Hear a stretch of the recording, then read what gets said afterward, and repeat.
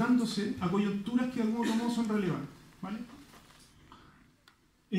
Voy a tratar de no ser tan denso en ciertas cuestiones que van a aparecer acá, pero lo primero es tratar de identificar cuestiones súper básicas. Si ustedes se van a la RAE, ¿qué significa preguntarse algo? ¿Qué significa de algún otro modo ese verbo, ¿no? Y empiezan a aparecer en azul algunos elementos que forman parte de quizás de la esencia de las cosas, ¿no? Primero, claro, obviamente es algo asociado a una interrogación, hay una suerte de formulación, y la formulación para los ingenieros es como bastante más común, ¿no? Una ecuación es una pregunta, en definitiva, ¿no? Entonces, lo interesante es que uno se va generando una serie de instancias que poco a poco y paulatinamente son complejas, ¿vale? Y la complejidad tiene que ver finalmente con, podríamos decir, una identificación de una serie de cualidades, ¿no? Que están embebidas en el proceso, ¿vale? Ahora, respecto al origen, ¿y por qué aparece el origen? Es porque, en definitiva, la pregunta que te establece todo un ámbito de trabajo, un potencial árbol, ¿vale? Es súper clave porque define la calidad de la semilla, podríamos decir. ¿Qué calidad de árbol yo puedo tener enfrente? Porque si yo tomo una semilla en mal estado, seca, o tan seca que ya no puede recobrar vida, tú no vas a tener mucho ámbito de trabajo, ¿vale? Entonces es súper importante que cuando uno genera un proceso de observación, uno genera un proceso de análisis y de comprensión de fenómenos, uno llega a un punto en donde construye una pregunta que tenga riqueza y que sea la adecuada, o que tenga una potencialidad lo más grande posible. Usualmente se van a dar cuenta que las preguntas más consistentes, las que tienen más oportunidades, son las que no solamente están bien redactadas en términos de formulación, sino que tienen un origen que está vinculado con ciertas restricciones, con cierta escasez, con ciertos limitantes que te ofrece el fenómeno que estás observando, ¿vale? Cuando sales de esa zona de confort, vas a tener más posibilidades, ¿vale? Entonces, si sintetizamos esa serie de conceptos que estamos inicialmente poniendo sobre la mesa, claro, aparecen estos elementos que finalmente te permiten tratar de entender sobre la complejidad que nos vamos a situar. Les insisto, esto no es matemáticas que uno dice aquí la cosa se hace así, sino que es la matemática de algún otro modo te permite reflexionar, te permite descubrir, y uno se va a encontrar con un conflicto que ya poco a poco lo vamos a ir reconociendo, ¿vale? La complejidad del diseño es que siempre está deambulando, y ya vamos a ver un diagrama al respecto, entre la cosa técnica, la cosa que tiene que funcionar, pero también con la cosa que tiene que significar. Es como estamos compuestos nosotros casi, entre la razón y el espíritu, ¿no? Entonces llegar con ese equilibrio, lograr ese equilibrio no es tan fácil, ¿vale? Entonces, a ver, cuando uno ve esto, que es la famosa pirámide de Maslow, uno ve una serie de conceptos que van desde la base irreductible de lo que somos hasta la cosa más sofisticada, ¿no? Ahora, lo interesante es que uno, a través de esta suerte de teoría, se puede situar justamente para comprender un entorno, un fenómeno, un determinado territorio, ¿no? Justamente para construir observación. Tú puedes detectar que efectivamente si hay un entorno, por más obvio que sea, que no se puede respirar, y tus preguntas están asociadas a hablar de la moral, efectivamente de pronto puedes tener distorsiones justamente para poder construir un proceso de diseño saludable, podríamos decir. Les voy a dar un pequeño ejemplo sin dar nombres ni nada, sino que es como que si en Chile nosotros quisiéramos utilizar, podríamos decir, una solución o una especie de escenario como lo tiene Vitacura y pensar de que Vitacura es todo Chile, ¿no? Vitacura es la comuna que más ingreso, o sea, que más gasto per cápita genera en el espacio público, ¿no? En la ciudad, porque tiene recursos. Pero tú no puedes estar, o sea, no puedes pretender, si tú empiezas a trabajar en el resto del país, que es el país real, bajo ese mismo parámetro. Porque hay otros lugares que están en un nivel, podríamos decir, fisiológico, y ese escenario que propone Vitacura, que es una realidad también, es completamente distinto. Puede parecer obvio, pero no lo es. Cuando nosotros, o sea, uno se vuelca al origen y cómo se van desarrollando las cosas, el escenario era efectivamente lograr combatir un entorno que no estaba del todo controlado. Más adelante les voy a mostrar una frase de Ortega y Gasset que ejemplifica eso, pero de algún otro modo estábamos tratando de domesticar un entorno. Había poca información acumulada y en el fondo la información se estaba dando por la experiencia, ¿no? Había también carencias de lenguaje, entonces la herencia de esa información o de esa experiencia era limitada, era oral además, ¿no? Entonces las condiciones para lograr soluciones eran bastante, podríamos decir, espontáneas, y finalmente empezaba a generar digamos, soluciones como una potencial rueda como esta, y esta rueda es la misma que vemos hoy día dando vueltas en un auto con otra tecnología, pero en esencia la información es la misma, ¿no?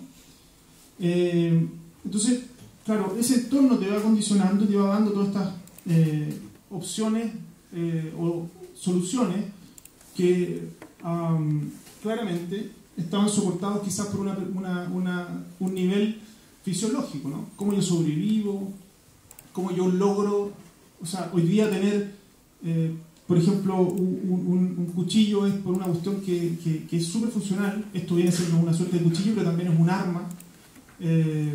Las condiciones son completamente distintas, ¿no? Esto ya lo habíamos visto el otro día.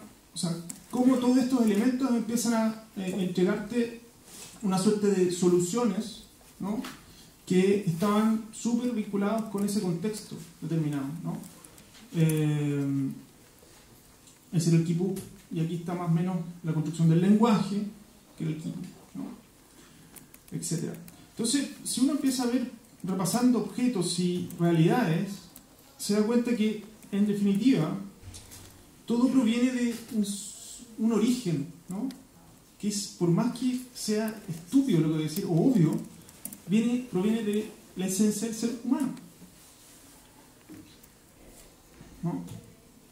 Entonces, cuando uno ve esto, que es como una imagen media, podríamos decir, casi caricaturesca de lo que podrían haber sido nuestros antepasados, de pronto tú también lo puedes encontrar hoy.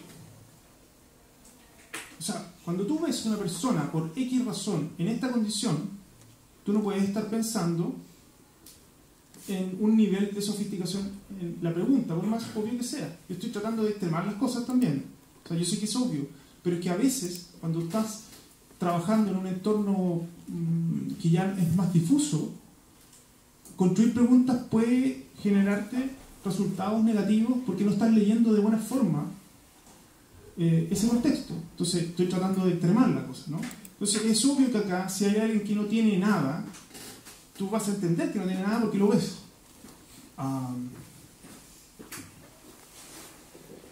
Entonces surgen este tipo de preguntas, como medias obvias. ¿Dónde duermo, cierto? Etcétera. ¿Cómo me protejo del clima? Es una pregunta casi como prehistórica, ¿no? O sea, la cueva viene un poco de eso, pero seguimos preguntándonos también eso, ¿no? Ahora, ¿cuán relevante puede ser esa primera semilla? Depende de ese entorno. Entonces, hay personas en esta misma época que se están preguntando, claro, si yo tengo un auto de esta naturaleza, ¿cómo yo lo baño de oro puede ser absolutamente relevante en este contexto? Pero hay otras personas que están en otro contexto, y en ese extremo se dan todas estas situaciones que de pronto pueden ser válidas o no válidas. pero es súper importante que ustedes lean ese contexto para poder saber si eso está adecuado o es coherente con el escenario, ¿vale? A ver, esto me interesa porque tiene que ver con esta imagen, ¿no? En buenas cuentas, lo que estoy tratando de transmitir y lo que estamos tratando de transmitir, que lo que tenemos hoy, esta ciudad, este entorno urbano, esta especie de ecosistema artificial, en buenas cuentas proviene de algo que llamaba Ortega y Gasset de una suerte de condena. No lo decía bajo la lógica como religiosa de la expulsión del paraíso, ¿no? Sino que la planetaria ubicuidad, como él decía, se relaciona con la idea de que nosotros no tenemos un hábitat. No tenemos un hábitat. Cuando ves a este animal, tú lo relacionas con un hábitat. Su hábitat es ese. Y si tú lo pones, como en Mendoza, el famoso oso polar, padece ese hábitat. Nosotros no. Nosotros tenemos una gran diferencia. Es que nos adaptamos. Y poco a poco, paulatinamente, hemos sido capaces de heredar información que nos permite tener en el día de hoy algo que los gringos le dicen, o sea, la traducción es como una suerte de medio ambiente construido. O sea, la ciudad de Santiago claramente es algo que no necesariamente representa el territorio donde está instalada. Se relaciona, sí. Esquiva un cerro isla, por ejemplo, como el Santa Lucía, y después lo integra. Pero tiene un territorio que no es como el que era antes, ¿no? Y para que nosotros podamos vivir 7 millones de personas aproximadas acá en Santiago, tenemos que construir, ¿no? Hay un clásico también escrito a los arquitectos seguramente que están acá les hará recordar en alguna clase este escrito de Heidegger que habla sobre construir, habitar y pensar. Que lo que está primero, uno habita o construye, da lo mismo, para efectos de lo que estamos conversando ahora. Lo que importa es entender de que nosotros finalmente algo que nos parece natural no lo es, lo hemos construido paulatinamente a través de los tiempos, ¿vale? Entonces, definir el hábitat para nosotros es crucial, ¿no? Y para poder sofisticar ese hábitat, para poder desarrollar un diseño que sea propositivo para ese hábitat, uno puede identificar algunos elementos que permitan construir una pregunta. En este caso aquí hay una opción. Cada uno puede construir métodos. Cada uno puede construir, digamos, parámetros para construir esa especie de fórmula, ¿no? Pero uno puede identificar efectivamente una necesidad. Uno puede identificar una suerte de plataforma que te genere una suerte de energía que te entrega ese contexto que es una tercera variable, ¿no? Para el mundo de la arquitectura, a diferencia del diseño, que es la escuela más bien que de la que venimos con Tomás, que somos arquitectos, el contexto prácticamente lo es todo. El contexto define muchas cosas, es clave, ¿no? Entonces, a partir de esa especie como de fórmula que aparece aquí, uno puede extraer una información que a la hora de construir una pregunta, a nuestro juicio, se puede transformar en una oportunidad en la medida que tú sepas leer cuáles son las restricciones que te plantea ese entorno, ese contexto. Cuando tú sepas identificar quizás cuáles son estas variables asociadas a la escasez, si quieres, ¿no? Entonces, claro, cuando veíamos estas imágenes medias caricaturescas anteriormente, lo que está era como bien obvio y bien extremo, ¿no? Donde no hay nada bueno. Pero cuando tú te vas a trabajar en una zona donde hay cierta cobertura y cierta sofisticación, construir estos escenarios para transformar el diseño en una potencial innovación, ¿no? Tienes que vincularte a una observación precisa, ¿no? No es llegar a ser, no es decir, porque digámoslo también con todas sus letras, en Chile la tecnología y el desarrollo de la tecnología en muchos casos y por mucho tiempo se ha vinculado a la importación de soluciones. Yo importo tecnología y da lo mismo donde lo voy a poner. Total, a alguien le va a servir. cuando hablamos de diseñar innovación y tecnología, tú tienes que leer el contexto donde estás trabajando para justamente identificar la oportunidad, en definitiva. Y la oportunidad no es la que te dicta el mercado. Si tú eres un ingeniero comercial haciendo clases acá, seguramente les diría eso. Es el mercado, ¿no? La oportunidad de mercado. No. Cuando hablamos de contexto es algo mucho más espeso que, o me refiero de espesor, que la economía que de algún otro modo se lee a veces como la única razón, motivo, ¿no? De hecho, les recomiendo un libro que estoy leyendo, pasó como no pasando el dato, pero si les interesa. Yo ya les hablaba el otro día de Manfred Mangers. Manfred Mangers es un tipo que yo admiro muchísimo, y él tiene un libro más o menos reciente, que es de los últimos que tiene, que se llama La economía desenmascarada. Y la verdad que es notable la descripción digamos, que hace Manfred sobre el peso real de la economía y el peso que le hemos dado. La economía desenmascarada. Y disculpa, ¿cuál era el que habías dicho anteriormente de Heidegger? Construir, habitar, pensar. ¿Perdón? Construir, habitar, pensar. Gracias. Dicho esto, yo sugiero esto, que es una especie de olfateo que hice alguna vez, que ojalá algún día pueda tener espacio para poder desarrollarla, ¿no? Pero, ¿cuál es la idea?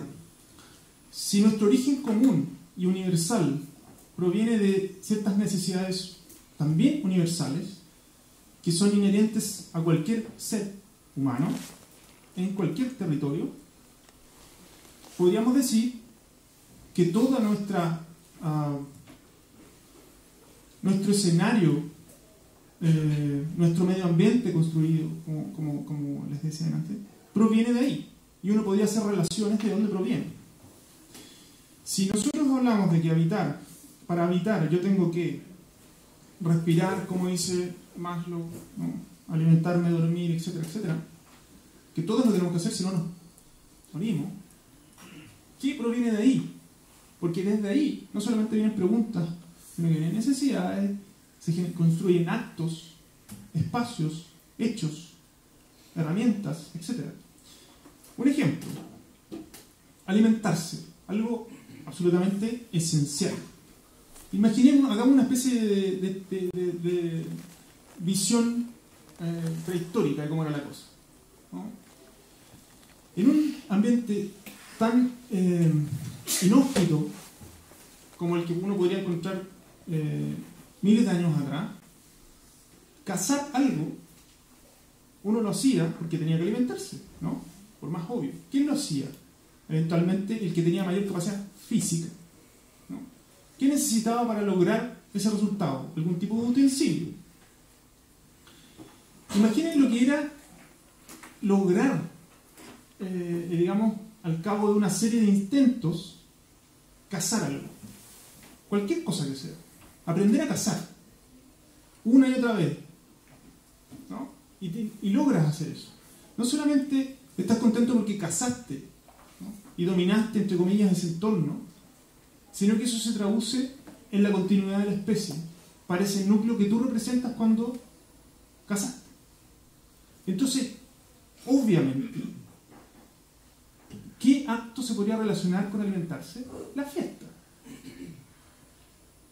Porque yo vuelvo a mi casa así como con el tuto de la pata, ¿y qué es lo que se genera? Sobre todo cuando se inventa el fuego, una fiesta, una reunión, ¿no? Entonces la alimentación, que es una necesidad básica, se transforma en algo que finalmente es social. No sé si me explico. Entonces, si se transforma en eso, el comedor como espacio es un elemento que surge de esa necesidad, de ese viaje, de ese tránsito, de esa sofisticación y evolución. Las fiestas es lo mismo. Yo siento que la mayoría de las fiestas que existen en nuestra cultura, incluso, o sea, cualquiera sea, se relaciona con la comida. Siempre hay comida. Si no, no hay celebración. Sí. me cuesta ver alguna celebración que no tenga algo relacionado con la comida. Y tiene que ver con esa conquista muy, muy arraigada en nuestros genes, ¿no? Por esa lucha prehistórica de haber conseguido ese éxito. Hoy día es una cosa un poco más burda, porque ir a comprar el pedazo de carne es ir a comprarlo. Y dependes de un mercado. Y te hacen creer que tú dependes, ¿no? El mercado regula todo y la economía, y ahí viene todo ese rollo. Pero en esencia, cuando tú logras empezar a entender estas cosas, puedes empezar a entender otras. Entonces, ¿por qué les decimos esto? ¿O por qué les planteo esto? Porque cuando queremos diseñar algo, nos encontramos con esta especie de escenario que demanda cierto equilibrio, cierto balance. Uno tiene una pregunta, uno tiene un ámbito de trabajo, y ese ámbito, cuando uno quiere enfrentarlo desde la idea del diseño, necesariamente tiene que vincularse con esta cosa media manoseada que es la creatividad. Entonces, ¿cómo somos creativos aplicadamente para lograr un resultado al cabo de un tiempo, ¿no? Uno empieza a encontrarse con dos grandes mundos. Un mundo vinculado al espíritu, ¿no? Que está vinculado además al arte, que está vinculado a la exploración, que está vinculado a la búsqueda casi libre, pero también con este peso, con esta gravedad que tiene la realidad, ¿no? que tiene esta cosa de poner los pies en la tierra, ¿no? Y que te demanda la técnica, ¿no? La cosa no es solamente jugar, sino que la técnica lo baja. Entonces, cuando tú estás diseñando y te vuelcas mucho hacia un lado, por ejemplo, en el caso del arte, la cosa puede quedar muy alejada de ese contexto y puede ser inoperable quizás para alguien, por decir una estupidez, ¿no? Porque es muy artístico, muy conceptual, muy abstracto, bla, bla, bla. Y si te vas hacia el otro lado, logras soluciones que funcionan, pero no tienen significado, ¿no? Ustedes me van a decir que una vereda hecha por el MOP, por el Departamento de Vialidad, ¿tiene significado? No tiene, ¿no? ¿Genera identidad? No genera identidad. Pero funciona la cosa, ¿no? Es amarillo, ¿no? Entonces, lo que...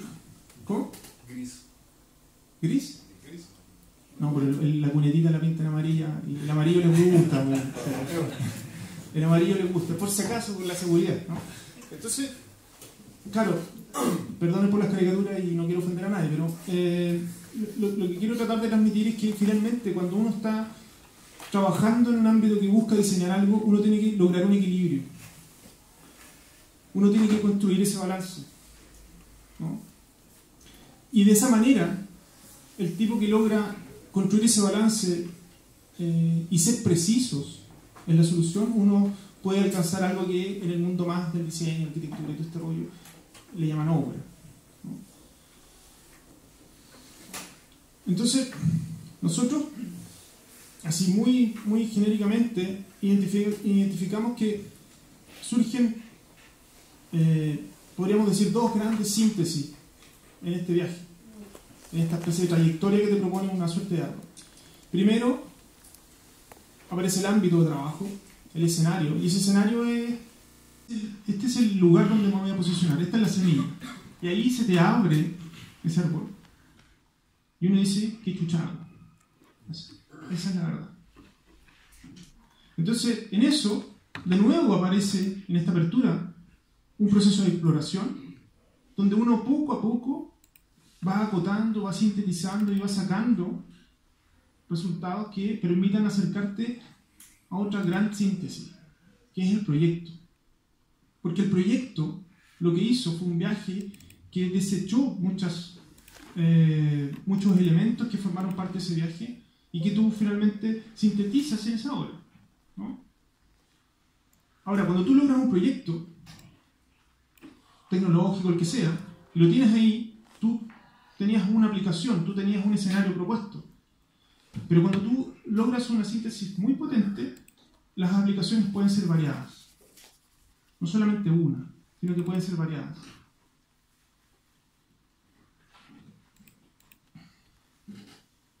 Ahora, observar, que es lo que les vamos a pedir un poquito ahora, es un tránsito que tiene una serie de procesos que no necesariamente tienen que sabérselos, ¿no? Aquí simplemente lo pongo para tratar de visualizar lo complejo que es finalmente algo que a veces se piensa que es obvio.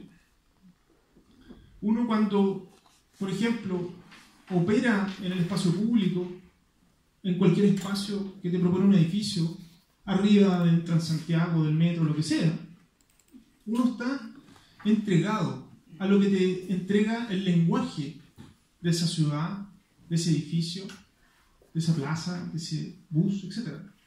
Uno empieza a comprender a través de un lenguaje, a veces inconscientemente, muchas cosas. Uno no piensa, está la puerta acá, uno empieza como a navegar en torno a esa serie de estímulos que te rodean. Entonces, la construcción de un espacio es bastante complejo, porque viene de este medio ambiente construido y te va generando una serie de estímulos que tienen una serie de códigos que empiezan a operar dentro de tu cráneo, podríamos decir, de tus emociones, de tus razones, y le empiezan a dar significado, y a través de eso uno quizás puede valorar algo que te rodea. Ahora, cuando nosotros nos sentamos sobre la idea de poder analizar, observar algo, aquí hay una cuestión que espero que transmitirla bien. De hecho, este libro de Magnef habla un poquito sobre esto. Y que nosotros hemos acumulado una cantidad de conocimiento brutal durante los últimos 100 años y durante miles de años de nuestro desarrollo de civilización, que tiene que ver con esta acumulación de conocimiento. ¿Vale? Y eso está vinculado al saber. Pero saber no es comprender. Y aquí me parece algo súper trascendente a la hora de enfrentar un proceso de diseño o enfrentar un proceso de cuestionamiento de un entorno, que empieza a dejar de ser obvio. Cuando uno sabe, acumula conocimientos, opera efectivamente desde la razón, ¿vale? Genera separación por el proceso de análisis, o sea, una especie como de discriminación de información, y finalmente lo que hace es que el conocimiento entrega una suerte de plataforma fragmentada, ¿no? Parcializada, de cualquier cosa que pasa enfrente de ti, tuyo, ¿no? Y saber, tú puedes, como incluso también Manfred decía un ejemplo en torno al amor. Uno puede saber biológica, psicológica y pónganle lo que quieran, físicamente, lo que significa el amor, saberlo todo, pero lo que hay que, o sea, ¿cuál es la diferencia? Para realmente saber es finalmente conocer, y ahí uno lo comprende. O sea, la comprensión, la diferencia es que está vinculado a la experiencia. O sea, uno no entiende lo que es el amor hasta que le pasa la cosa, ¿no? Por más que te hayas leído todo. Entonces la experiencia es clave.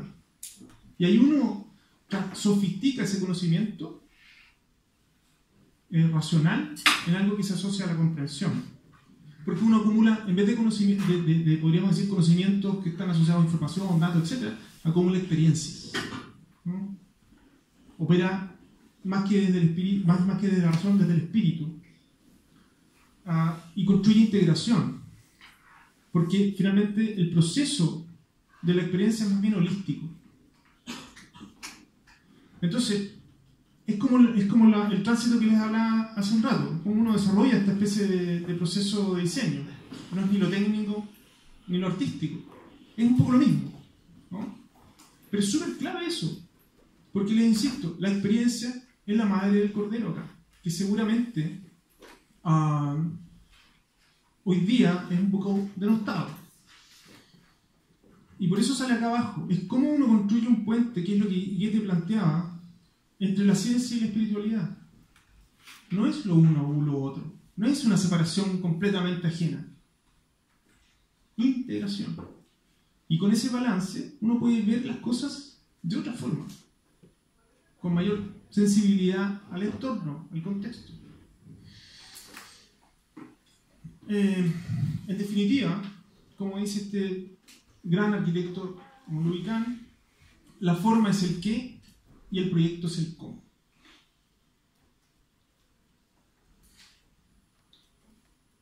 Ahora, lo interesante, creo yo, sumando a esto, lo que plantean es que ustedes, cuando observen, cuando se comprometen entre la razón y la experiencia, uno puede construir el por qué y el para qué, que en definitiva es lo que le da sentido a lo que uno hace, ¿no? Estamos justos, precisos. Esto no fue de adrede, sino que fue casualidad para el café. Pero antes, sí, dejo abierto, porque todavía tenemos 4 minutos, por si alguien quiere hacer alguna pregunta.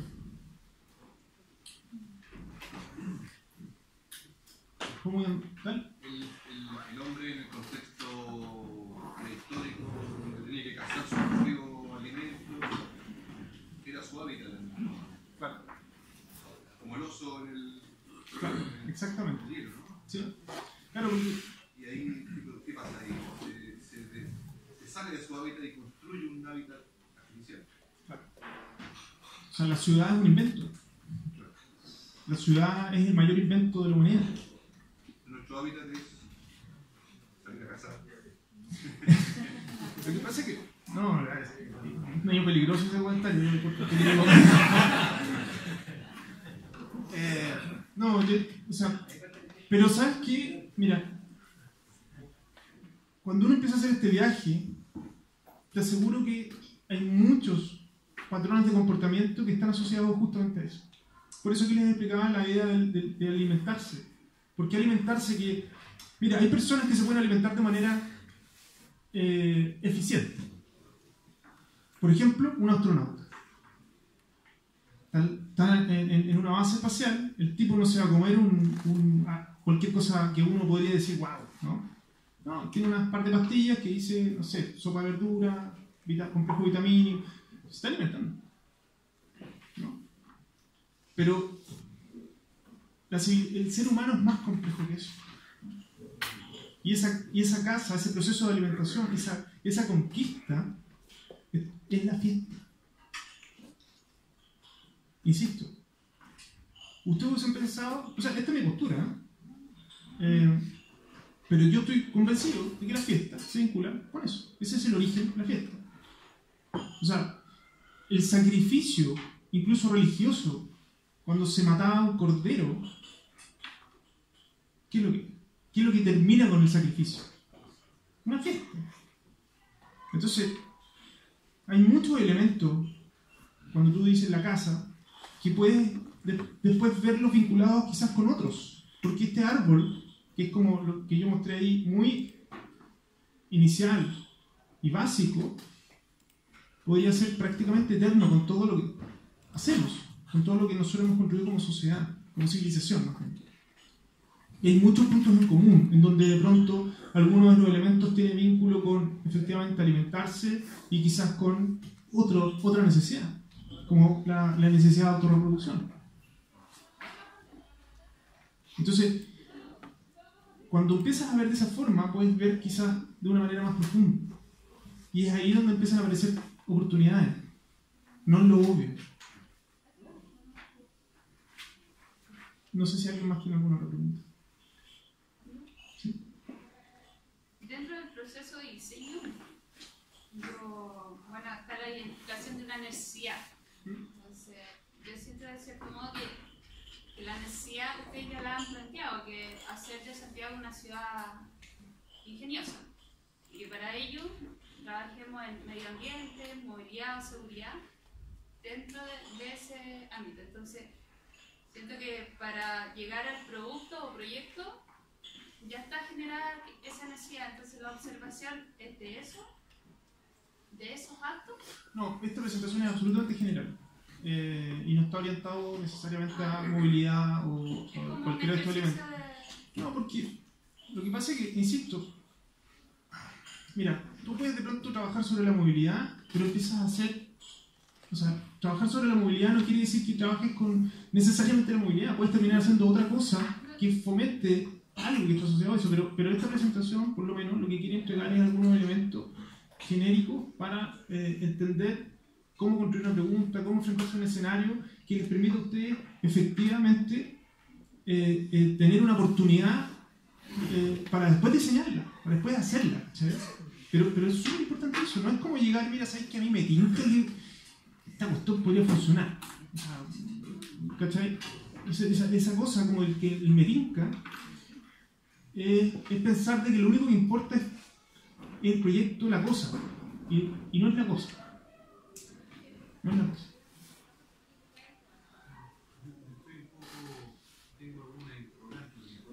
¿Puede ser más fuerte? Sí, cuando tú hablas de diseño, mira, yo soy ingeniero, entonces siempre he estado como muy cuadrado, ¿eh? Sí. Pero cuando a mí me decían diseña, yo tenía que hacer, digamos, un modelamiento, y dentro de ese modelamiento yo tenía que tener, digamos, una entrada, una salida, realimentar todo lo que quieras, pero cumplía una función, digamos, muy específica y ubicada. Tú cuando hablas de diseño acá es más bien desde el punto de vista creativo, de arte. ¿Qué es lo que es tu diseño? Porque para mí cuando yo no tengo límite, es como una cuestión muy en el aire, digamos, y se llama, no aterriza nunca, digamos. Tiene mucha interpretación, pero al final, ¿qué es, digamos? O sea, eso quiero un poco que tú me digas. Está bien. Claro, en el mundo de la ingeniería, como en cualquier otro escenario, puedes tomar conceptos y aplicarlos dentro de ese contexto, ¿no? Y también pueden transformarse en válidos. Pero cuando tú vas a la esencia, al significado de algo, no es solamente el que te dicta ese escenario nada más, ¿no? Mira, el mundo de la ingeniería, yo que personalmente yo lo valoro muchísimo, porque efectivamente te baja, te sistematiza, etc. No acepta el error. Busca la eficiencia, ¿no? Busca tener las cosas claras, como tú dices. O sea, como planificar el futuro perfecto. Pero tú sabes que las cosas no son perfectas. Y los procesos no son perfectos. Entonces, cuando efectivamente tú no tienes mapeado ese posible error dentro de un flujo como el que tú planteas, es evidente que un ingeniero se va a desesperar. Es evidente que el sistema como que se resiente, ¿no? Porque la incertidumbre en el mundo de la ingeniería no es aceptada. Pero en el mundo del diseño no solamente es aceptada, sino que es valorada. Porque acepta el error. Porque entiende que a partir de ese error uno toma una decisión que se puede transformar trascendente para el resultado final. Y el resultado final, que es el proyecto, enriquece. Pero además es una suma de verdades. Mira, cuando uno habla del diseño, tiene que entender de que uno está orquestando algo. Y para orquestar algo, no puedes ver la cosa con una mirada específica solamente. Tienes que integrar distintas realidades. Es una suma de verdades. No es solamente la ingeniería, que es la eficiente. Después, incluso cuando tú logras quizás el proyecto, si tú quieres, te voy a decir una tontera, logras hacer esto, en términos de proyecto, después llega un ingeniero y lo hace ultra eficiente. Pero el significado, el equilibrio, el balance, el proceso interpretativo para lograr esto a nivel, podríamos decir, para hablar en términos de lo que estamos manejando en este curso, prototipo, es una suma de verdades. No puede ser solamente desde la mirada del ingeniero. Te insisto, es como que tú le encargues un edificio, una obra, a un ingeniero estructural. Entonces, tú no podías hacer eso. No te va a gustar vivir en una casa de un ingeniero estructural. Vaya a padecer vivir en una... por más que funcione, pero es como que... Es como el galpón que te ponen en la Antártica, ¿cachai? No le interesa nada. ¿Me entiendes? Entonces, ¿cuál es la oportunidad que nosotros les ofrecemos acá a través de este curso también? Es que ustedes pueden integrar otras variables, otras verdades. El diseño es estratégico, es una herramienta estratégica que te demanda síntesis, que después el ingeniero transforma esa síntesis en eficiencia. Pero la oportunidad acá es que ustedes puedan ver otras realidades, ver otras formas para construir escenarios que se traduzcan en oportunidades. ¿Te fijáis? Porque el ingeniero es muy bueno haciendo, pero le cuesta mucho observar. Porque su manera de observar también es súper analítica. ¿Te fijáis? O sea, no, el espíritu no lo veo, no está. A mí me ha llamado mucho la atención este tipo de... Es interesante lo que has planteado acá. Porque hablamos de las necesidades y todo eso. Si vamos a las necesidades, bueno, vamos a una construcción, necesito un baño, eso, hacemos un cajón, ¿me entiendes? Hay otras cosas más que yo digo que las ciudades inteligentes no solamente es tecnología, que lleguen paneles solares, también el hombre necesita volar por el acero y el hormigón, sentirse libre. Y esa es la única posibilidad que te lo da el diseño. Claro, un diseño que sea funcional a la vez. Entonces, eso te lleva a la inspiración. Por eso a veces las necesidades, no todas siempre están dadas, no todas siempre están evaluadas. Por algo somos creativos como personas y por algo estamos en un contexto. A lo mejor las necesidades ahora y las formas de volar sean muy diferentes. La otra también está la cosa, hay un término que se utiliza mucho que se ve inscrito a la palabra, que es la semiótica. Yo creo que las ciudades tienen una semiótica porque tienen una simbología. Y una ciudad también puede ser inteligente y a la vez creativa cuando nos inspira a saber cómo habitar sobre ella, cómo caminarlo. Entonces, claro, que para lograr esto también necesitamos el uso no solamente creativo, de la tecnología, ver cómo funciona la ciudad. Entonces, en ese contexto yo creo que es muy interesante porque me empiezas a hablar de la palabra, me empiezas a hablar de conceptos que son realmente semióticas también. Claro, pero es una semiótica lógica. Entonces, si tenemos estas cosas, a mí realmente le digo con todo eso, me sorprendió de las cosas que hemos visto anteriormente. Porque es otro punto de vista de ver las cosas y de hacer las cosas diferentes, no de plantearlas. Ya, es una necesidad, el cajón, todas las necesidades están planteadas. Eso, disculpa, que son los más ilusos que yo he visto y los más utópicos que yo he visto. Ajá. Nunca las necesidades están planteadas. Las necesidades se hacen y nosotros las interactuamos y las volvemos a reproducir de 20.000 formas diferentes. Y es mi forma de ver las cosas. Y por eso me parece bueno realmente la idea. Vale, genial. Solamente un comentario para contribuir a lo que tú planteas. Efectivamente, lo que nosotros estamos tratando de transmitirle acá es que la tecnología es un medio nada más.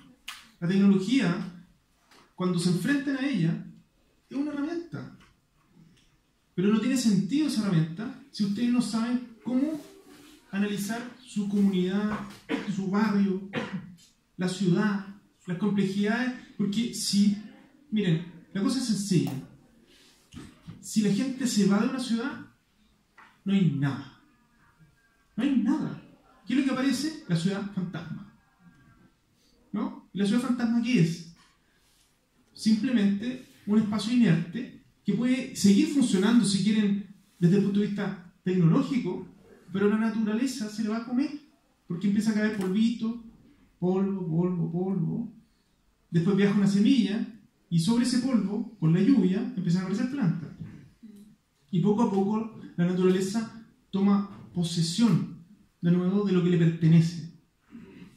Entonces, somos nosotros finalmente quienes les da significado a un espacio que no tiene sentido si no estamos nosotros. Yo creo que, mire, el tema es que en algún viaje, y también me hiciste recordar lo que plantea Magnés también en una parte, es que se generó una convención en momentos claves de nuestra historia universal que hicieron que, por ejemplo, se valorase más la visión de Descartes que la de Goethe. Y Descartes es racionalismo y mecanicismo. Ingeniería. La verdad absoluta. Y lo que planteaba Goethe era que efectivamente la razón era parte de la ecuación, pero no tenía sentido si no estaba el espíritu. Y ahí es lo que hablamos como de la identidad. Perdón, es como, Ahí es lo que hablamos como de identidad. Es como, y creo que es la palabra clave para poder entender que la ciudad de Santiago va a ser muy diferente a la ciudad de Puerto Montt y así en ciudades de otros países. Que tenemos que lograr observar o entender esa cosmovisión o esa identidad que tiene cada espacio de cómo habita, cuáles son sus identidades. Nuestra cultura, porque mira, nosotros con Tomás tuvimos la semana pasada estuvimos en México. México es bastante parecido a Chile en muchas cosas, un poquito más extremado en algunos asuntos, porque las partes gringas son más gringas que acá, inclusive. Y tú, ¿cachai? Un poco ese contraste entre o sea, la ciudad que se está construyendo, o el entorno que se está construyendo, empieza a parecer como medio internacional. O sea, ese edificio, es lo mismo que está acá, al lado, ¿sí? Y te vas de pronto a los lugares que estuvieron marcados por otros contextos, otros tiempos, otras visiones, y tú dices, wow. Y es un poco lo mismo que acá. Por eso choca tanto, por ejemplo. No es que se niegue que llegue el desarrollo, la posibilidad de tener mayor acceso a través de un centro comercial en Chiloé, sino es porque choca, efectivamente, no solamente con una identidad, sino con un tiempo. ¿Te fijas? Choca entre tiempos, sí.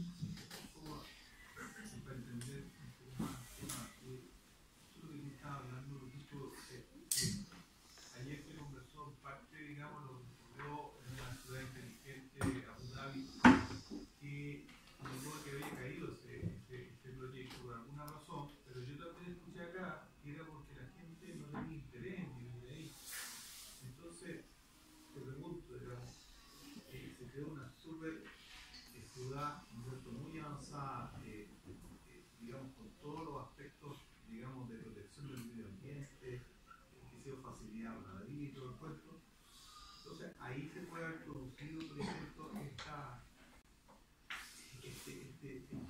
falta, digamos, para mí eso representa una racionalidad más que la espiritualidad o el contexto que tú hablas. Hay un desarraigo, hay una carencia de identidad afectiva y desconozco muy bien las razones, pero seguramente hay muchos elementos de eso y además se tiene que sumar. O sea, mira, es como que a ti te hagan en la política urbana de los 80. Lo que se hacía era una cuestión que le llamaban la erradicación.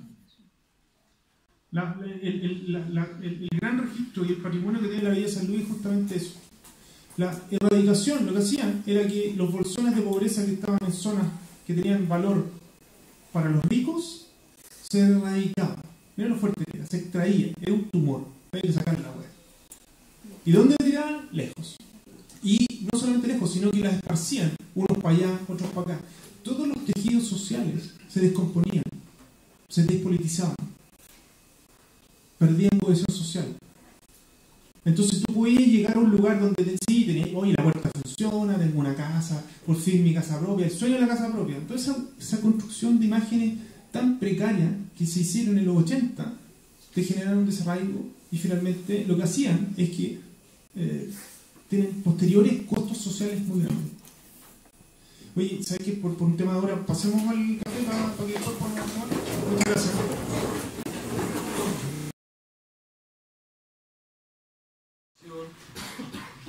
Pero es complejo porque demanda dentro de la taxonomía, de habilidades, de aprendizaje, demanda o requiere del dominio de ciertas condiciones de aprendizaje superiores. La taxonomía de Bloom define que diseñar es una de las habilidades superiores que uno adquiere a través del conocimiento. Y nosotros vamos a buscar que diseñar sea una habilidad primera a la hora de adquirir conocimiento. En el mundo académico existen varias líneas o varias estrategias de cómo hacer investigación. Y una de ellas, por lo menos la que yo practico en la escuela, es Research through Design, o sea, investiguemos a través del diseño. Bajo esta perspectiva, vamos a buscar que ustedes se empoderen para poder diseñar de manera rápida, de manera efectiva, y le pierdan el miedo a la generación de prototipos. Este primer ejercicio, los prototipos van a ser análogos. Yo no sé todavía bien, y estoy muy confuso sobre cuál es la diferencia entre algo digital y algo análogo. Tengo hoy día reflexiones bien profundas, epistemológicas, a la hora de entender realmente qué significa un objeto digital y un análogo. porque pareciera ser de que todos los objetos que nos rodean pasaron por algún proceso digital. Por lo tanto, ya se han digitalizado en alguna dimensión. Por lo tanto, hacer esa diferencia me parece que hoy día es una diferencia que no nos va a llevar a una discusión, pero que una discusión hacia el pasado y no mira hacia el futuro. Un poco retomando, alguien comentó, no me acuerdo quién, me lo estaba escuchando ahí atrás, este fenómeno de las Smart Cities como una utopía. Alguien lo dijo, ¿no? Era por acá. No sé si, tal vez no era por acá y era por otro lado. Pero efectivamente es una utopía, creo yo, no sé quién, que no sé quién fue que dijo ese comentario. ¿Atrás? ¿Quién fue? ¿Tú fuiste? Sí, era una utopía. Sí, ahora está ahí callado. Como que no quería que me detectara. Estoy completamente de acuerdo contigo. De hecho, la semana pasada me tocó exponer el Congreso Internacional de Smart Cities en Puebla. Y el tema de la presentación fue Ciudades Distribuidas construyendo la utopía social. Hay una diferencia muy grande entre una utopía propiamente tal y una utopía social. Porque la utopía social requiere de la generación de un proyecto. Y un proyecto que es capaz de canalizarnos y movilizarnos hacia ese lugar que es desconocido. Lo interesante es cuando empezamos a ejecutar el proyecto, esa trayectoria hacia la concepción final del proyecto, de esa imagen, resulta que nos va a desviar y nos va a llevar a otros lugares. Entonces, por eso es una utopía, porque está lejos y es muy probable que nunca lleguemos a constituirla. Ahora nosotros en este ejercicio no vamos a construir esa imagen, ese escenario futuro, tan futurista, sino que vamos a construir un proyecto realizable, un proyecto social. Y para eso decidimos trabajar en un barrio bien particular, que es un barrio que no hace ruido, pero es un barrio que nos gusta. Y no hace ruido porque tal vez no responde a grandes dinámicas que busquen generar un cambio cultural muy profundo, pero sí responde a dinámicas propias de un proceso de gentrificación urbana, que es el barrio Italia. El barrio Italia no es solamente un proceso de gentrificación, que se ha vivido un proceso de gentrificación en el último año, sino que ha ido cambiando también la cara de la ciudad, de pasar de ser un barrio sumamente productivo, un barrio industrial, a ser un barrio hoy día de turistas para los mismos habitantes de la ciudad, como para gente de fuera del país. También ocurren ciertos fenómenos que los vamos a ir viendo un poco más adelante, pero sin duda que hay una serie de dinámicas o de dimensiones que ocurren de manera simultánea. Por un lado está la capacidad de generación de nuevos productos, en este caso en particular de mobiliario, hay un eje de turismo, hay un eje gastronómico, hay un eje de moda, y no es solamente porque está el Fab Lab dentro del barrio Italia, que estamos como aledaño a ello, sino que también hay un Makerspace, hay un Infante 451 creo que es el nombre, 1415, gracias. Hay una serie de talleres donde ocurren cosas, por ejemplo, una historia. La casa donde está el Fab, ¿alguien conoce el Fab Lab Santiago? Sí. ¿Sí? Uno, dos. Alguien me preguntó qué era un Fab Lab al principio, tal vez en la clase que tengo que hacer la próxima semana voy a hablar un poquito de estos espacios que son una red internacional de laboratorio, para que se hagan una idea, ¿no? Pero la casa del laboratorio del Fab Lab es simétrica a una casa igual que en los años 70 y a principios de los años 80, a principios de los años 70 tuvo su auge y luego fue decayendo. Una casa que se dedicaba a hacer ropa para textiles de niños, o sea, ropa para niños. Resulta que esa casa, que es igual al Fab Lab, tú entras ahora y están un montón de máquinas de coser abandonadas, casi como la luz media titilante, ¿no? Y el dueño de la casa, bota una bolsa de basura transparente con un poco de desechos textiles hacia afuera. Eso habla de cierto cambio en la dinámica, ¿no? Pasamos de ser un barrio productivo, de la dinámica económica, pasamos de ser un barrio productivo a ser un barrio importador y vendedor de objetos. Pasamos de ser un barrio que generaba trabajo a ser un barrio que es pivoteante, ¿no? Importa y vende, importa y vende, importa y vende. Pasar de tener un taller análogo a un taller de fabricación manual, que tiene un crecimiento inversamente proporcional a lo que puede tener un taller que tiene o que convive en herramientas análogas, pero por sobre todo con herramientas digitales. Y eso estaban pegados.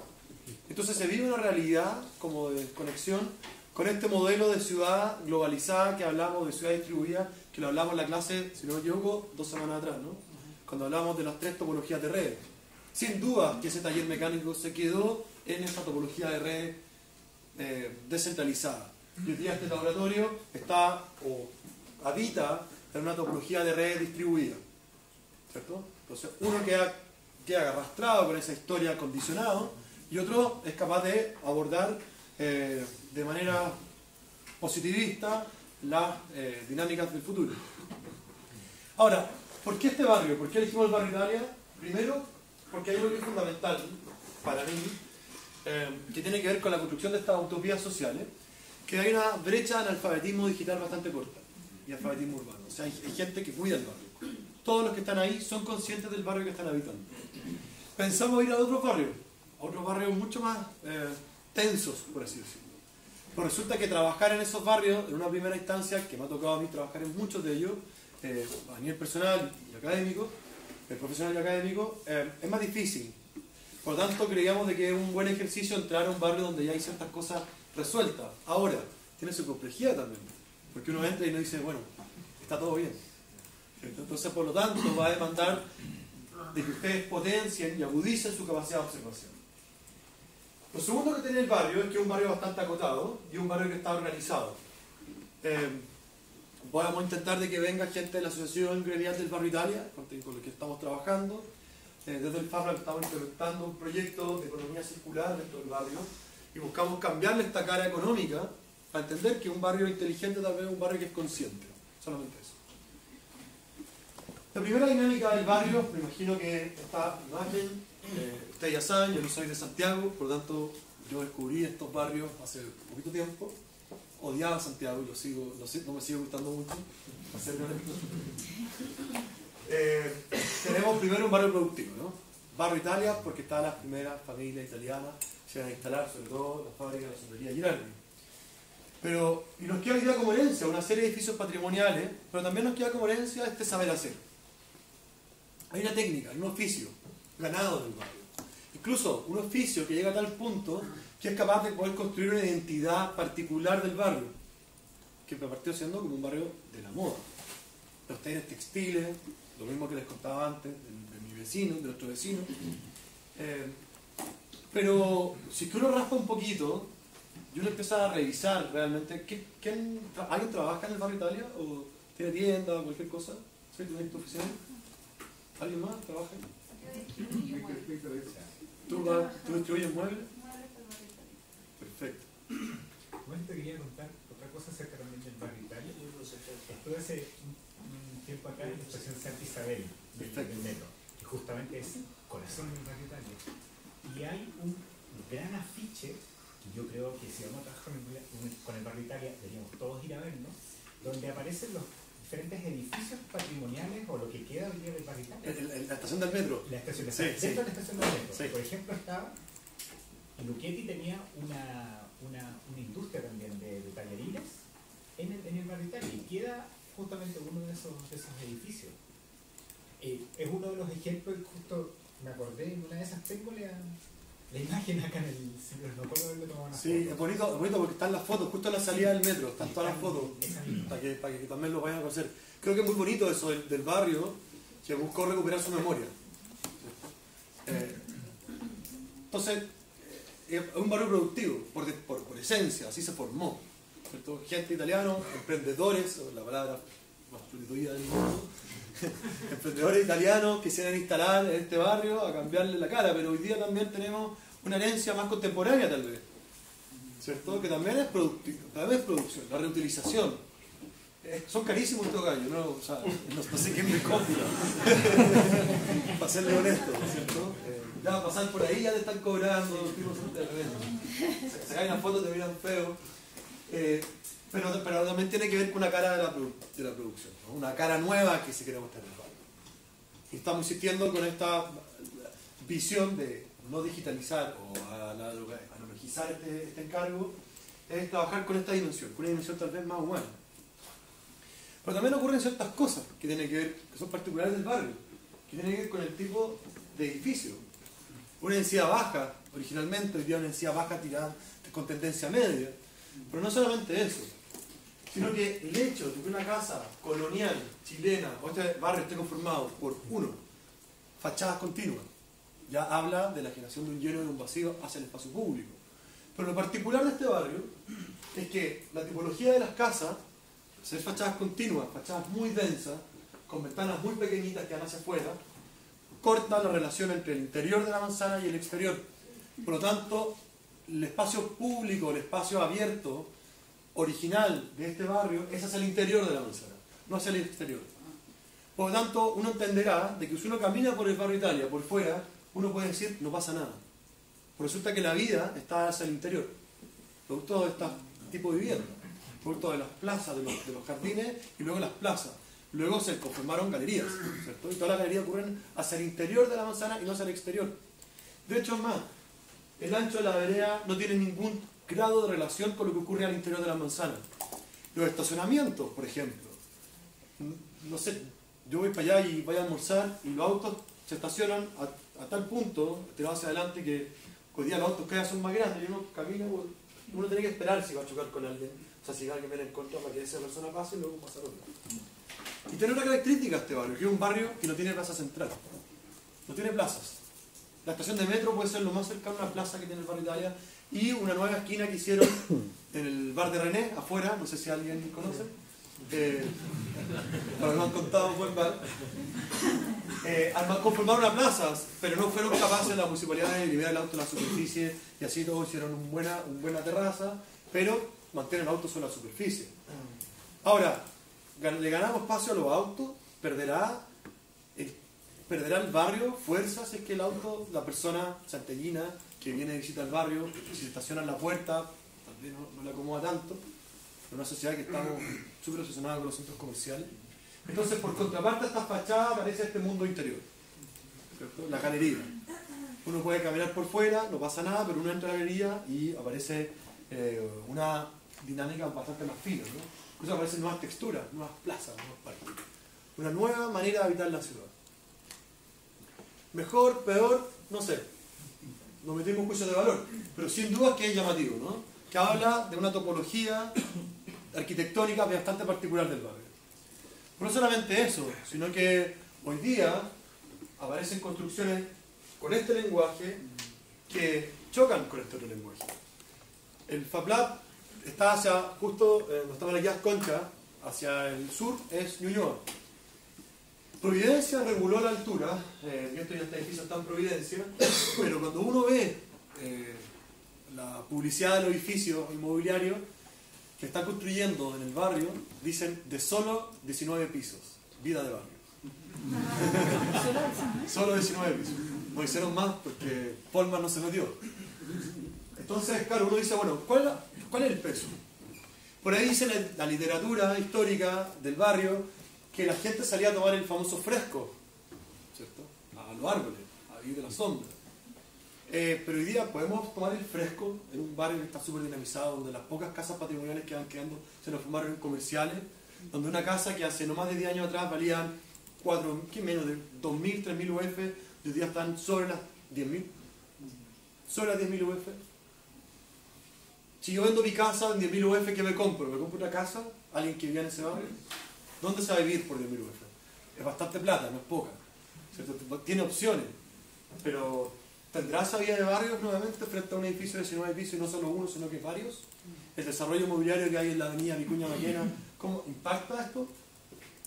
El hecho, por ejemplo, de que los emprendedores arrienden tiendas comerciales o locales comerciales de 10, 20, 30 metros cuadrados por un valor muy bajo, piden un crédito, van a emprender, arriendan un local y a los 3 meses se dan cuenta que no venden nada, cierran el local. El local queda abandonado. Hoy día uno camina por el barrio Italia y uno ve la cantidad de locales que están en arriendo, es brutal. Son muy poquitos los locales que han tenido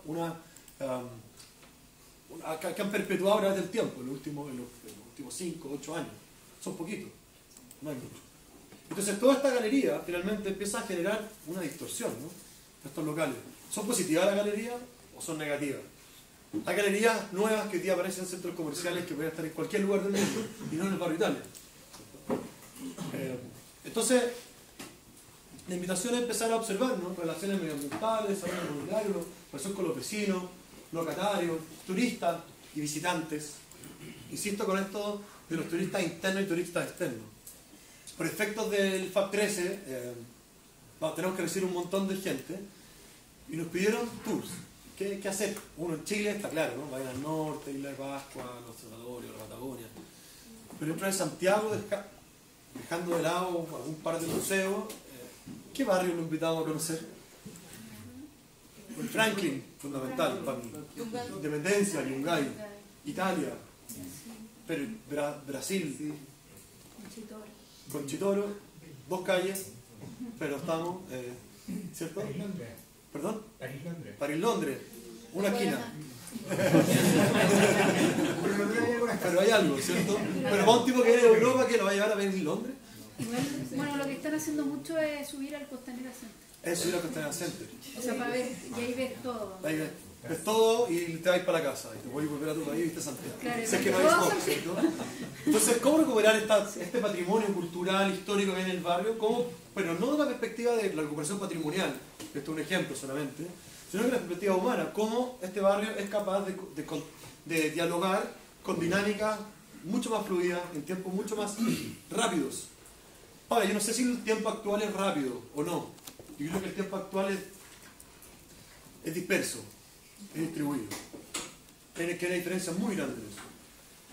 Yo puedo estar con mi teléfono, comunicado con amigos que están repartidos en distintos lugares, yo estoy disperso. De hecho, me acaba de llegar un mensaje de un amigo que está en Barcelona.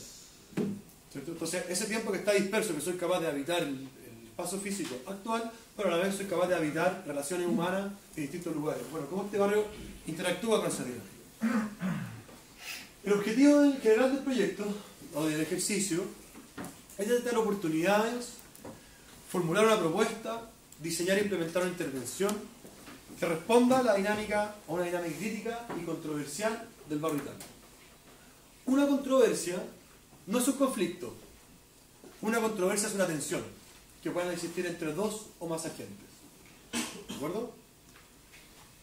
Específicamente, van a tener que, 1, recoger información a través de la observación, a través de entrevistas, sobre lo menos 2 situaciones antagonistas en el barrio.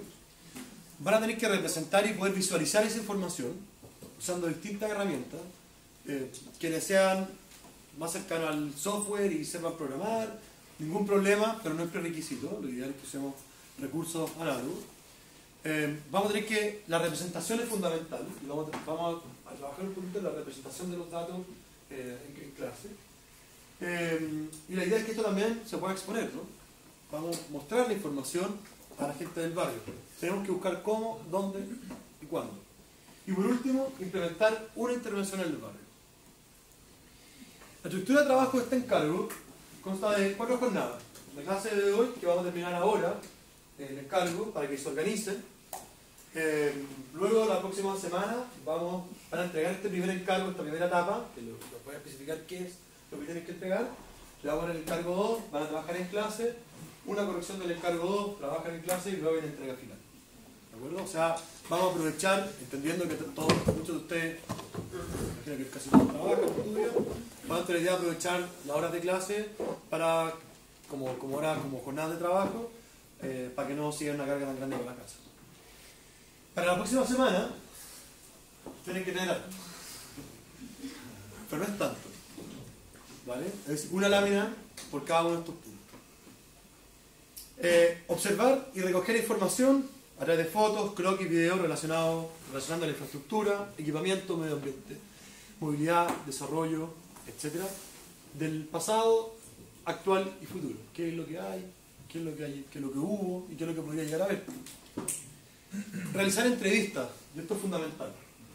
Por lo menos de 2 perfiles de habitantes, que son vecinos, locatarios, oficinistas, trabajadores, turistas, etc. Y preguntarles cuál es su relación con el barrio, por qué están ahí, cuál es la relación con el equipamiento, con la infraestructura, con los perfiles, con las otras personas, etc. Luego vamos a construir arquetipos.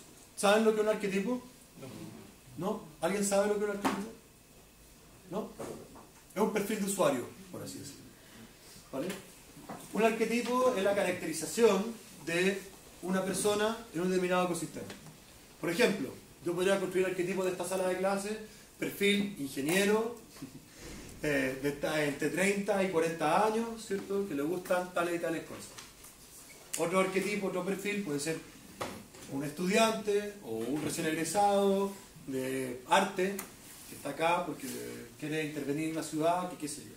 Lo interesante de esos dos arquetipos, que pueden ser perfiles muy distintos, tienen un punto de conexión, que es esta sala de clase.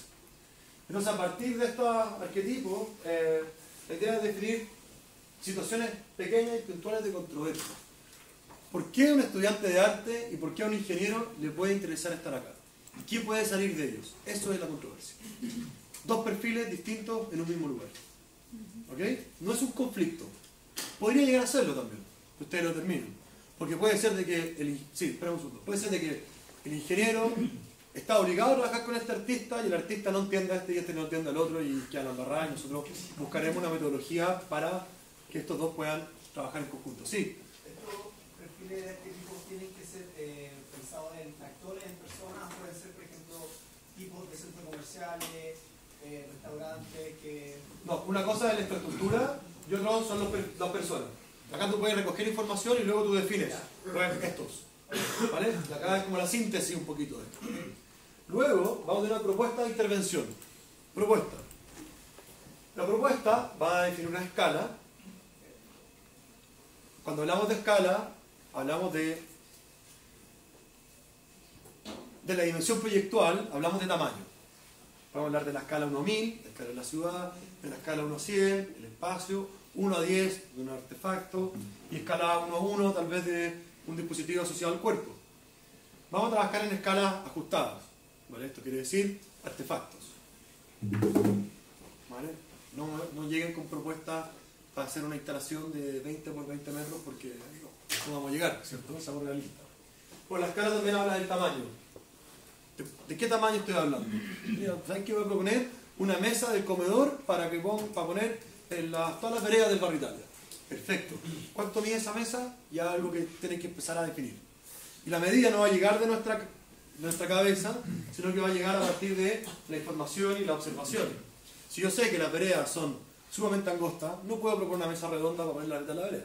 ¿Cierto? Nadie va a pasar. Entonces, ¿cómo me adapto a ese contexto específico? Luego, alguna materialidad. Vamos a trabajar con materiales fáciles, madera, cartones, etc. Y las interacciones, que es lo que queremos quedar con el objeto. Es muy distinto explicar este computador a partir de su tecnología, es decir, tiene 500 GB de disco duro sólido, 16 GB de RAM, no sé qué, pantalla, cámara web integrada, y lo puedo escribir. Y es el computador, eso no hay duda. Muy distinto de escribirlo desde ese límite, desde ese borde, a describirlo desde su extensión. Es decir, este computador es capaz de recibir información, escribir, llamar a mi familia, verle la cara a mi amigo que está no sé dónde, puedo mandar un mail. Pues hay dos maneras de escribirlo. Una es la perspectiva técnica y una es la perspectiva de la interacción. Lo vamos a concentrar en la interacción. ¿De acuerdo? ¿Se entiende esa diferencia? ¿Sí? Después vamos a profundizar un poco más de ello con algunas definiciones de Bruno Latour, para poder entender bien cómo es que se diseña con la tecnología. Y por último, y esto es fundamental, creo yo, esto yo no lo pediría a un estudiante de diseño, pero tenemos que construir cosas básicas, es la presentación de antecedentes y referentes proyectuales. Yo tenía un profesor que me decía, tú tienes que traer el algo así como. Es algo así como esto, pero en verdad no esto. ¿Vale? Eso nos va a ayudar a crear o a unificar conceptos entre los mismos miembros del grupo, entre los distintos equipos que se van a trabajar. ¿Cómo vamos a trabajar? En grupos de 3 personas. ¿Vale? Si lo hiciéramos de más, es más difícil coordinarse.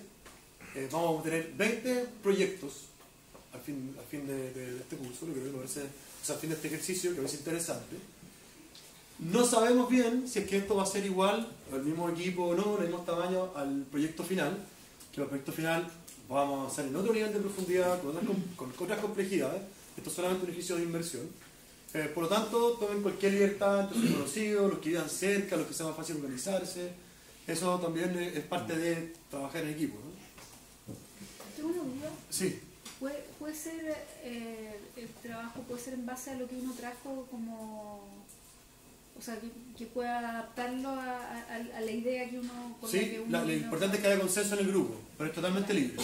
Nosotros solamente le estamos pidiendo que vayan a observar un barrio, a observar controversia, a buscar esas tensiones, definir, entender lo que es un habitante. Fíjense que, perdonen, pero... Chula, ¿dónde está más atrás? Estamos definiendo, centrándonos principalmente en personas, ¿no? Y fíjate, ¿cómo diseñamos para alguien? A partir de esto. Finalmente el barrio es una plataforma para que otros puedan consultarse, o sea, para que otros puedan interactuar con la propuesta. Personas, interacción, infraestructura, fundamental. Alguien preguntó qué era el diseño, no me acuerdo, también por ahí al medio, que es una muy buena pregunta. Creo que es difícil de responder. Ahora coordinándome con un montón de ingenieros para los temas del simposio, ingenieros muy duros, súper duros, y me decían, no, bueno, es que nosotros interactuamos con la tecnología. Y yo le dije, no, uno no interactúa con la tecnología. La tecnología está atrás. El diseño es el medio para interactuar con una tecnología o un fenómeno. Y para eso les voy a poner un ejemplo. Les voy a poner un ejemplo de la silla. ¿Quién me puede describir qué es una silla? ¿Es un soporte para descansar o sentarse un rato? ¿Ya? No hay eso. Entonces yo me siento en la mesa y hoy día todos entendemos que la mesa es una silla, ¿cierto? Y es un soporte para descansar. ¿Sí? ¿Cumplió la definición? Claro, sí. Vale, Muy bien. sí. ¿Qué más puede decir? Bueno, más que nada era como una manera de poder usar esta sala de una manera más cómoda, ¿no? En el fondo, si vamos a estar de pie todo el rato, podemos estar sentados más cómodos y aprovechar mejor y más tiempo este lugar, ¿no? Hay una optimización Sí, de recursos y sí. de espacio, materiales, lo que sea. Sí, ¿Sí? ¿Y ahora qué es la silla? Por eso, es ese objeto que te permite optimizar el uso de la sala. Y si estamos todos de pie, a lo mejor algunos no van a poder ver bien, etc. Siento que es un objeto que te optimiza cosas de Ya. usar un espacio, ¿no? No sé si está muy bien claro. No sé tampoco, pero está bien. Es un objeto. Perdón, ahí, después de... El objeto en sí tiene que tener ciertas características, pero que cada característica tenga una funcionalidad para el individuo.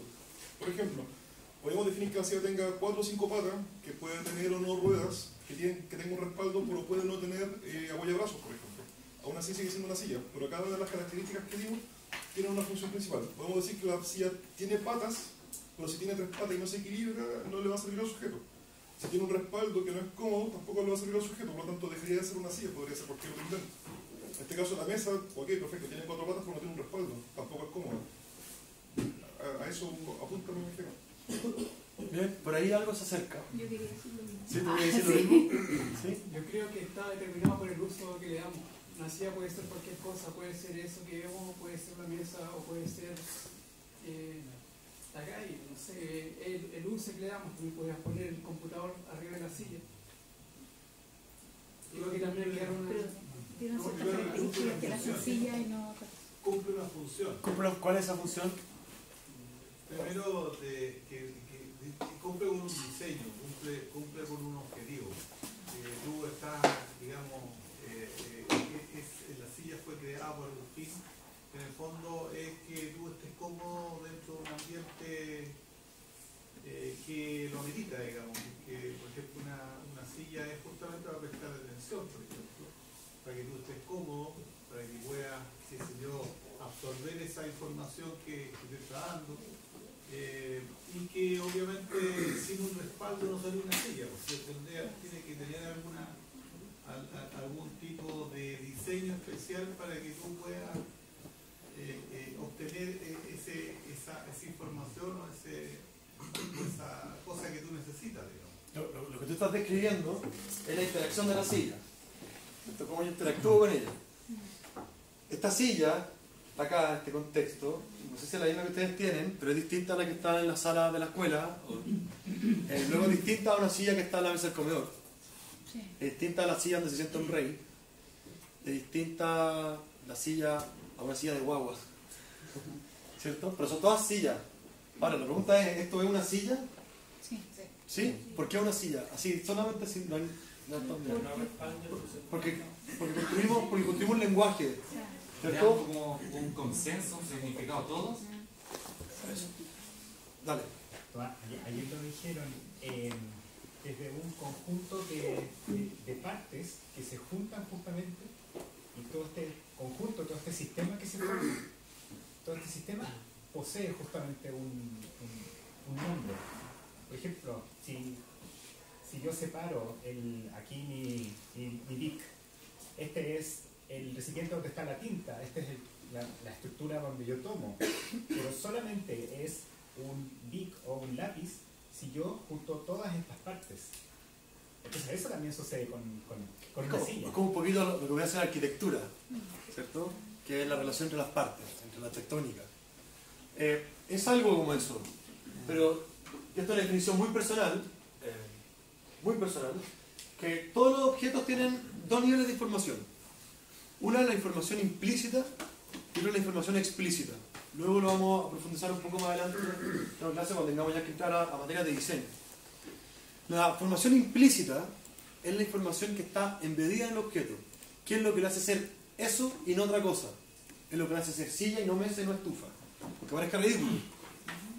Y la información explícita es cómo se cristaliza y se visualiza esa información. Y eso es lo que distingue a esta silla de una silla que está, una silla para niños, una silla donde se sienta un rey, una silla una vez al comedor. Son todas sillas, pero son todas distintas. Ahora, ¿qué es particularmente en este objeto la información implícita? Es como si ahora todos nos pusiéramos anteojos de rayo X y yo me siento. ¿Qué es lo que vamos a ver? Aparte de verme a mí en huesos. Una persona sentada. ¿Y qué es lo que vamos a ver en la silla? ¿Qué está pasando en la silla? Estamos con anteojos de rayo X.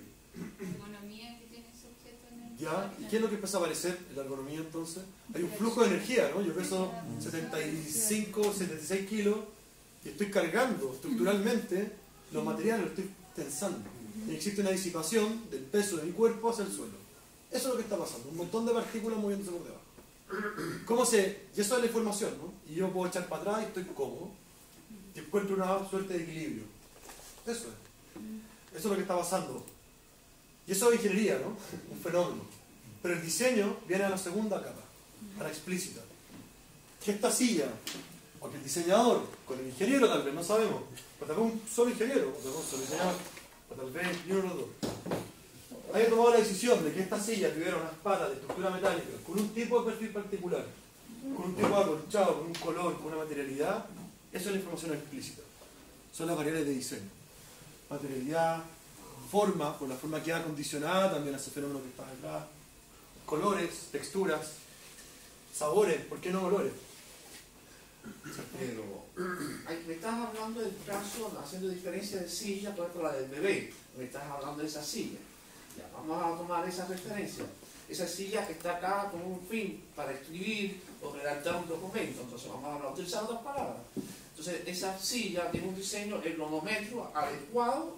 Ajá, es un mueble, un diseño ergonómetro adecuado para escribir o presentarse frente a una mesa. Entonces ahí empieza la funcionalidad de esa silla dentro del contexto.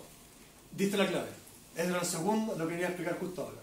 El contexto define finalmente las características formales de la silla. De esa silla. Exactamente. Y de todas las sillas. De todas las sillas. Por eso una silla está en un auto, y la silla puede estar en un comedor, y la silla puede estar en una sala de clase. Y son sillas.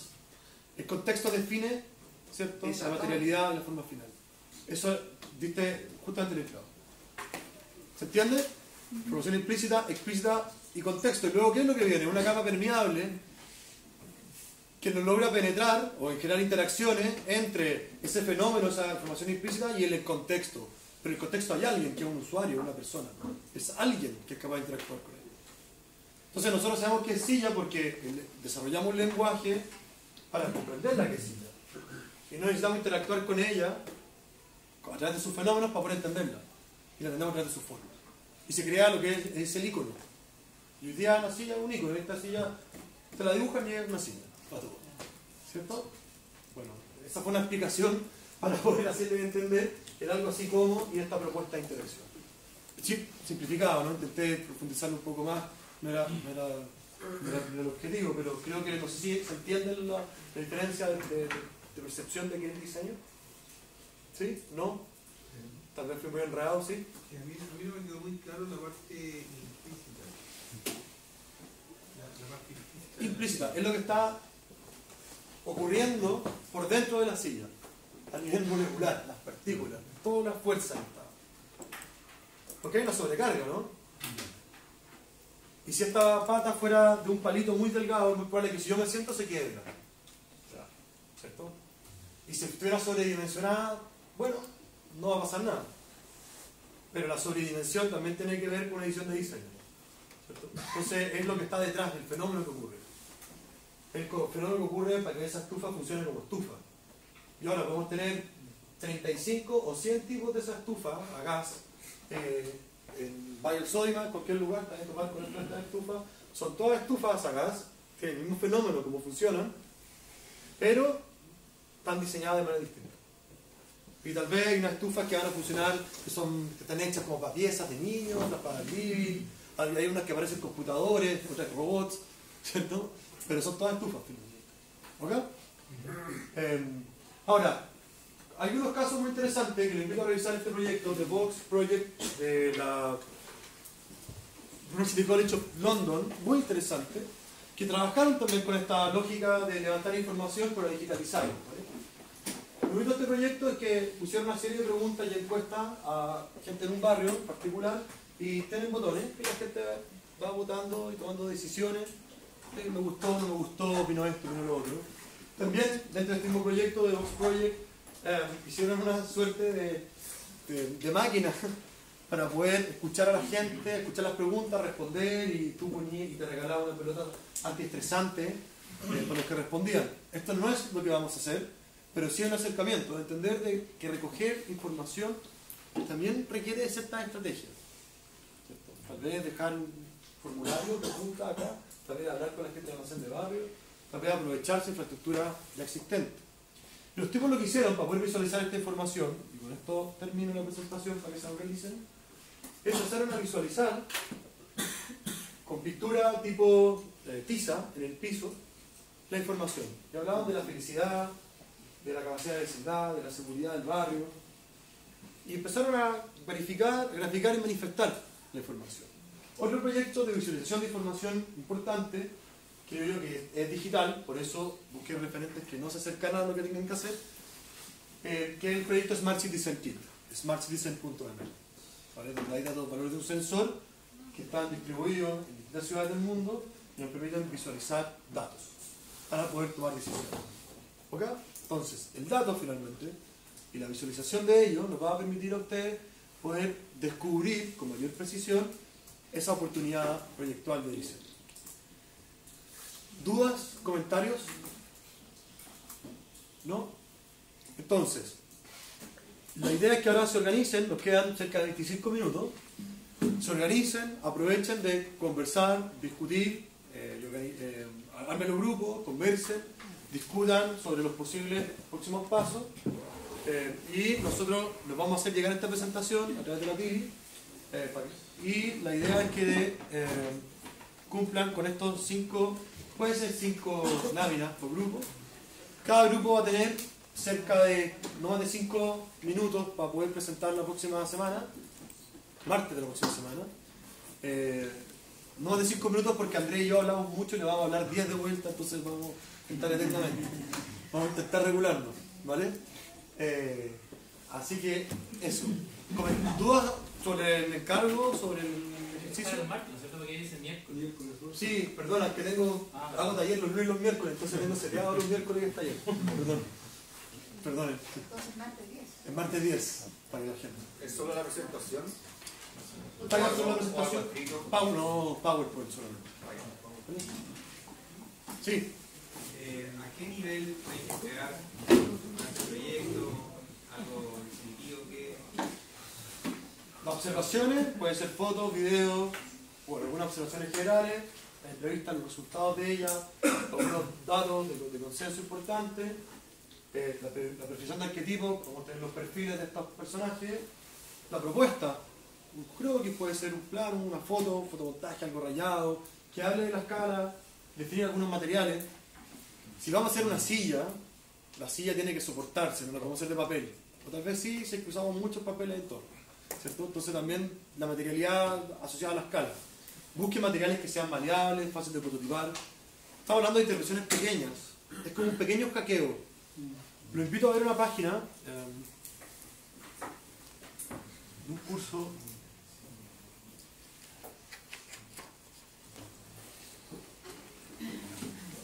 Se llama Urban Hacking, no sé si lo conocen. Un curso que hago acá en la escuela con un sociólogo. Y este curso salió intervenciones bien particulares. Han salido varias publicaciones de este.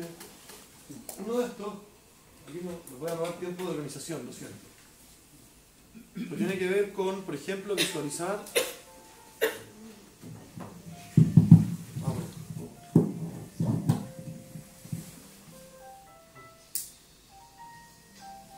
Por ejemplo, visualizar olores.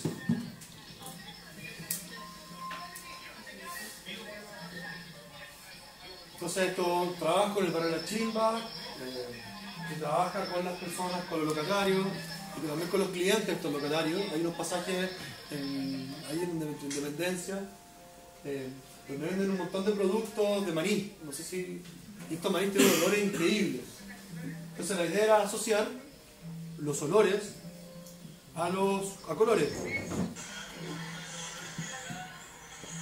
Esto es un proyecto de intervención. Esto podría llegar a ser incluso un resultado esperado, ¿no? Fíjense los materiales.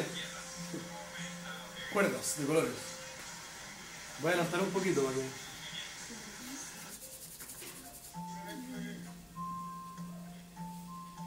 Y luego con los mismos vecinos, enganchadísimos con esto, arman pasajes de colores y olores. Estoy adelantando. ¿Cuánto tiempo duró este ejercicio? Es que este curso duró un semestre, pero este ejercicio debió haber durado 2 semanas, 3 semanas. No más que eso. 2 correcciones y un el premio.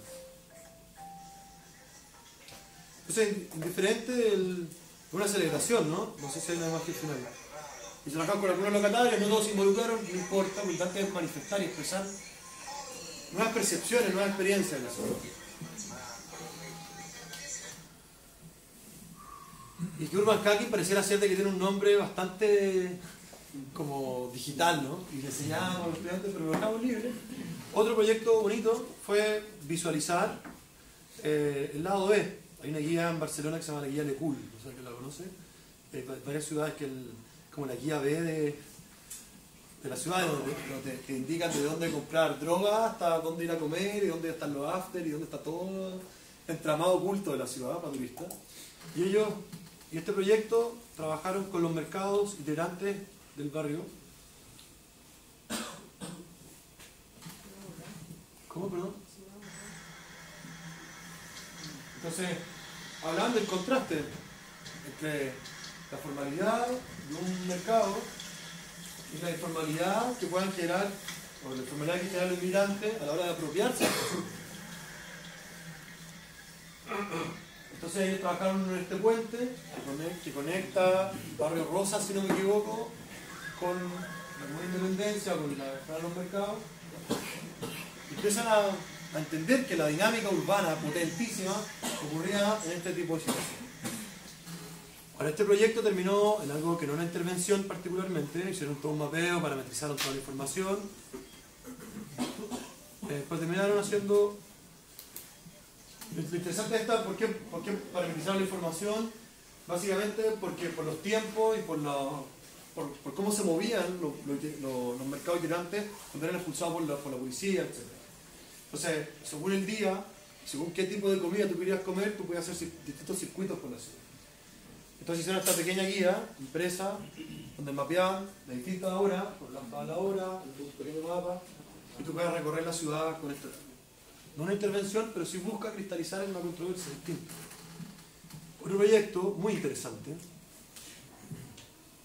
son habitaciones afuera.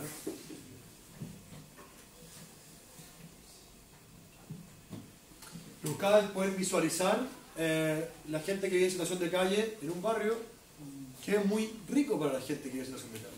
¿Por qué es rico? Porque tienen comida, a destajo, tienen edificios abandonados de sobra, hay muy poca fiscalización, tanto a nivel municipal como a nivel policial.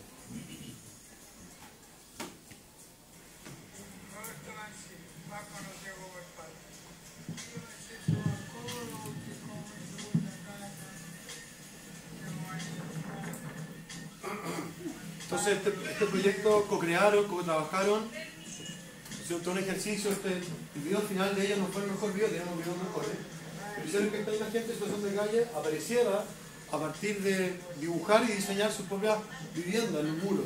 O sea, gente que vivía pegada ahí a la intemperie, ellos se sentían apropiándose del espacio. Entonces los mismos visitantes, los mismos turistas, se van a dar cuenta de que había gente que vivía ahí. Voy a adelantar un poquito. Entonces también hay un trabajo de co-creación, centrado en determinados arquetipos específicos.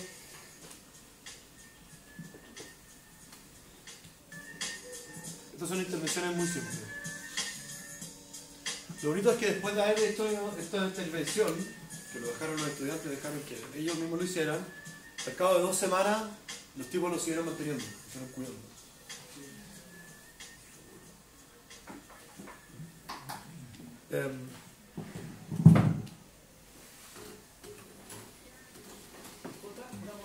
Esta intervención lo que busca es mostrar una realidad, no mostrar un ámbito. Perdón, dime de nuevo, perdón.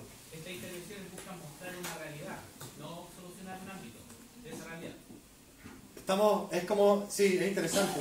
Es una intervención que en algunos casos buscaba manifestar algo y en otro tipo de intervenciones hay una solución directa, ¿vale? Que busca resolver una dinámica. Ahora, desde el diseño creo que hay dos perspectivas, dos maneras de abordarlo, ¿no? Uno, igual que la medicina. Si te cortaste, te pegaste en la cabeza y estás sangrando, ve al doctor para que te haga un tajo. Yo soy un doctor. Pero luego, si no estás súper bien, uno nunca va al doctor, ¿cierto? Porque no está bien. Pero resulta que la medicina preventiva lo que ayuda es buscar desarrollar, o sea, no solamente que no te enfermes, sino buscar desarrollar ciertas características en tu forma física, en tu salud, que hoy día no tienes desarrollada. Yo creo que el diseño debiese empezar a conectar más con esos segundos. O sea, ¿qué quiere decir eso? Es muy distinto ver un problema y solucionarlo y tener el diseñador que soluciona, no que se dedica a solucionar problemas, a otro el diseñador que es capaz de construir nuevas dinámicas, proponer cosas nuevas. En este caso, en estas intervenciones fueron más bien visualizaciones. No son intervenciones que activen y que busquen hacer transformaciones en la realidad. Sin embargo, una buena visualización como este proyecto genera impacto real en otros personajes. Porque resulta que nadie se ha dado cuenta que esta gente vivía ahí. O muy poquito, solamente los que vivían. Entonces siempre el hecho de que ya alguien lo reconozca, ya una intervención que activa algo. ¿Cierto? Tal vez activa hacia la policía, qué sé yo. Eso, ¿duda? No. Le vamos a dar un ratito para que se organicen y nos quedan exactamente 15 minutos, nos vemos un poco de tiempo.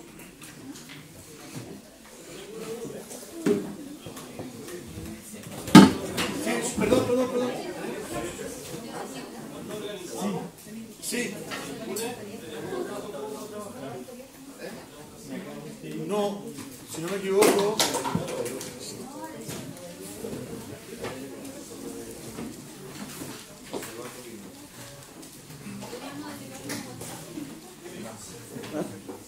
Si no me equivoco, no. Déjenme ver una cosa.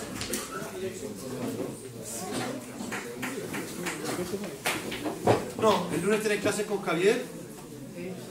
Que la clase de Javier, la estructura de contenido está súper articulada en relación a los encargos y en relación a los aprendizajes de ustedes.